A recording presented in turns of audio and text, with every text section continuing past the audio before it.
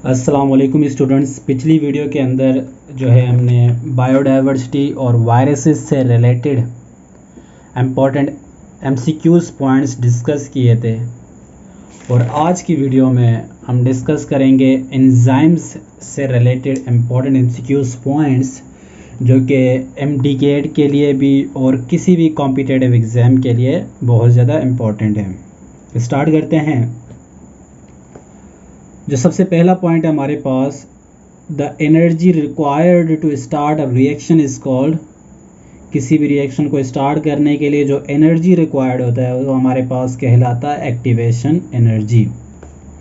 Second point है हमारे पास, an enzyme without its cofactor is called apo enzyme. अगर एंजाइम के पास उसका कोफैक्टर मौजूद ना हो तो वो हमारे पास कहलाता है एपो एंजाइम। थर्ड है हमारे पास, if the non-protein part of enzyme is covalently bonded to the enzyme it is known as prosthetic group।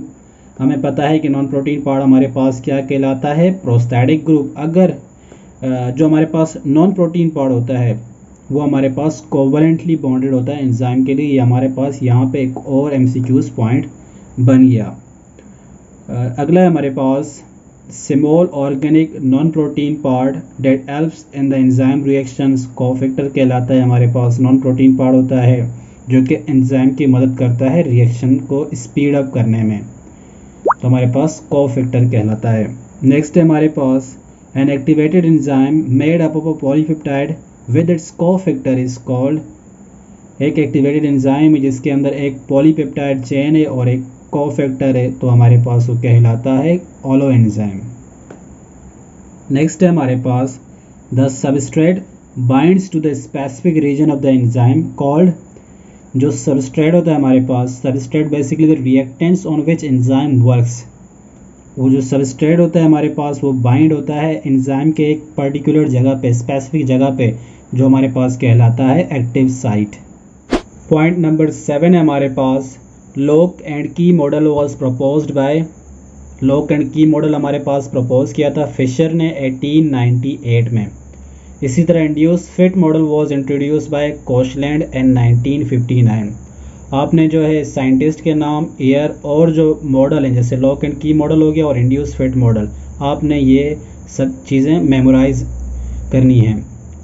अगला है हमारे पास, अपॉन इंक्रीजिंग द टेम्परेचर, जब टेम्परेचर बढ़ाते हैं तो the shape of enzymes active site, जो एंजाइम का एक्टिव साइट होता है वो हमारे पास डी नेचर हो जाता है। नेक्स्ट है हमारे पास, the optimum pH for enzyme arginase. यहाँ पे कुछ इंपॉर्टेंट पीएच दिए हुए हैं, जैसे हमारे पास आर्गिनेस का 9.7 होता है, पेप्सिन का हमारे पास जो ऑप्टिमम पीएच है वो 2 होता है और स्लावरी एमाइलेज का हमारे पास 6.8 होता है। नेक्स्ट है हमारे पास, the rate of reaction is double for rise of every 10 degree centigrade. हमारे पास जो रेट ऑफ रिएक्शन है वो डबल हो जाता है हर 10 डिग्री सेंटीग्रेड के राइज पे। ठीक हो गया। नेक्स्ट है हमारे पास, the type of bond present between enzyme and prosthetic group. Enzyme और प्रोस्थेटिक ग्रुप के दरमियान जो बॉन्ड होता है हमारे पास कहलाता है कोवलेंट बॉन्ड, और प्रोस्थेटिक ग्रुप हमारे पास नॉन प्रोटीन पार्ट होता है, ऊपर भी मैंने बताया था इंपॉर्टेंट पॉइंट्स के अंदर। नेक्स्ट है हमारे पास, which one forms the raw material for coenzymes. यहाँ पे ऑप्शन दिए हुए तो इनमें से जो करेक्ट ऑप्शन था हमारे पास था विटामिन्स। विटामिन्स आप सिंपली कह सकते हैं कि रॉ मटेरियल बनाते हैं कोएंजाइम्स को मैन्युफैक्चर करने में, या आप ये सिंपली कह सकते हैं कि coenzymes are made up of vitamins. Next है हमारे पास, in the lock and key model of enzyme activity the substrate act as the lock।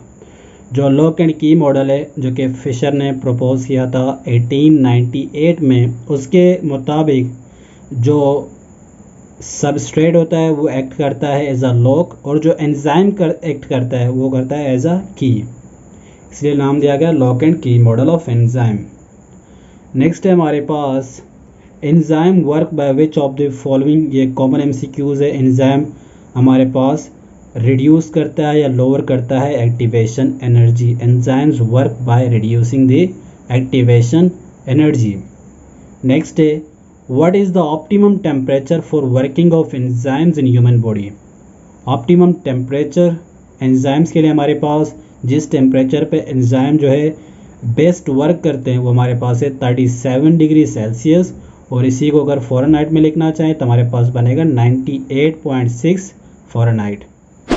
Next point है हमारे पास inhibitors which block the enzyme by forming weak bond are called competitive inhibitors. जो कि enzyme को block करता है या enzyme के एक्टिव साइट को ब्लॉक करता है वो हमारे पास कहलाते हैं कॉम्पिटिटिव इनहिबिटर्स कहलाते हैं, लेकिन जो वीक बॉन्ड बनाते हैं वो हमारे पास कॉम्पिटिटिव इनहिबिटर्स कहलाते हैं।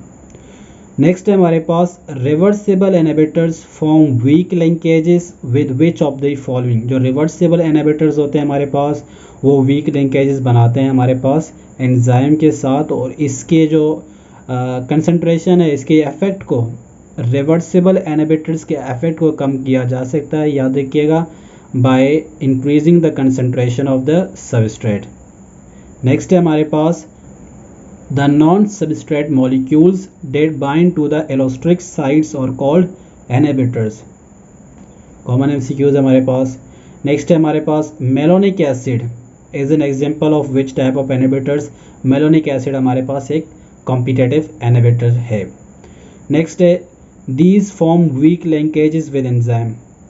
तो पहले भी मैंने बताया कि जो रिवर्सिबल इनहिबिटर होते हैं वो हमारे पास वीक लिंकेजेस बनाते हैं एंजाइम्स के साथ, और जो इरिवर्सिबल इनहिबिटर्स होते हैं हमारे पास टाइटली बॉन्डेड होते हैं या परमानेंटली बॉन्डेड होते हैं एंजाइम के साथ।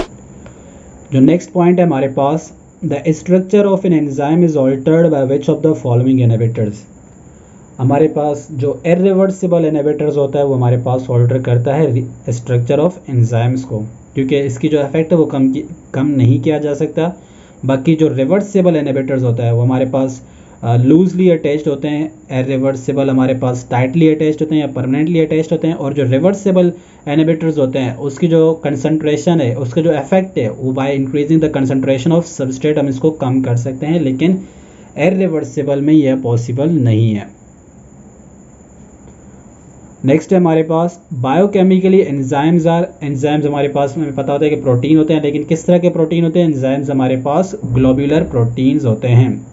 नेक्स्ट है हमारे पास the reactants on which enzyme works are called the substrate. Next है according to dash model the active site of enzyme is modified as the substrate interacts with an enzyme. Induce fit model के मुताबिक जो enzyme होता है, active site होता है enzyme का, वो मॉडिफाइड होता है as the substrate interacts with the enzyme. Induce fit model ने हमारे पास जो लॉक एंड की मॉडल जो है उसको मॉडिफाई किया था। जो last but not least point है हमारे पास optimum pH for pancreatic lipase हमारे पास 9 होता है। ये भी हमारे पास पास पेपर में आ चुका है। तो ये थे हमारे पास चैप्टर एंजाइम से रिलेटेड कुछ इम्पॉर्टेंट पॉइंट्स जो कि एमसीक्यूज़ के एतबार से मैं कहता हूँ इम्पॉर्टेंट हैं। इन पॉइंट्स को आपने लाजमी याद करनी है या मेमोराइज़ करनी है जिस तरह से आपको बेहतर लगे। इंशाल्लाह मिलते हैं अगली वीडियो में, तब तक के लिए अल्लाह हाफिज़।